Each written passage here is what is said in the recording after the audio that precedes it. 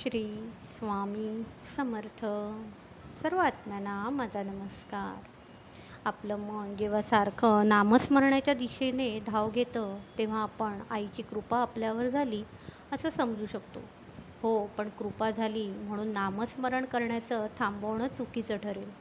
जसं आपल्या जगण्याला नियमित आहाराची गरज असते, तसंच आपला आत्मा मन शुद्ध राहण्यासाठी नामस्मरण ध्यान ह्याची गरज असते. आपण जसं शरीरासाठी रोज आहार घेतो त्याचप्रमाणे आत्म्यासाठी ध्यान नामस्मरण हाच आहार आहे. म्हणूनच हा आहार देखील तितकाच गरजेचा आहे. कृपा आहे म्हणून अहंकार बाळगून चालणार नाही. आपली नाळ नेहमी धरती मातेशी जोडून ठेवणं गरजेचं आहे. कारण जर आपण आपली पात्रता सांभाळून ठेवली नाही तर मात्र खूप कठीण परिस्थितींना सामोरे जावे लागते. आपण आपल्या मर्यादा कधीच ओलांडून चालणार नाही. आपण आईची लेकरं आहोत ह्याचा भान ठेवूनच आयुष्य व्यतीत करणं गरजेचं आहे. तेव्हाच आपण आपल्यामध्ये संतुलन ठेवण्यास यशस्वी होतो. प्रत्येक वेळेला आपल्याला खूप काही गोष्टींना सामोरे जावं लागतं.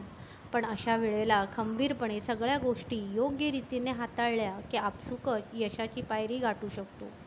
ह्यावरील गोष्टी तेव्हाच साध्य होतात जेव्हा आपण स्वतःला आईच्या नामात लीन करून घेतो. आईच्या चरणात आपलं आयुष्य वाहून टाकतो. मगच आपल्याला हळूहळू आईचे अनुभव येऊ लागतात. पण इतक्यातच हवेत उडून चालणार नाही. कारण आपण जेव्हा अतिक्रमण करतो तेव्हा मात्र आईच्या क्रोधाला देखील सामोरे जावे लागते. म्हणूनच आपण सांभाळून विचार करून जे योग्य आहे त्याच दिशेकडे वाटचाल करणं गरजेचं आहे.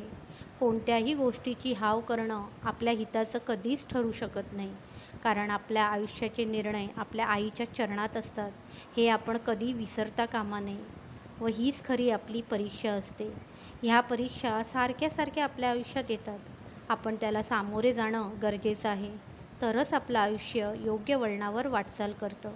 श्री स्वामी समर्थ.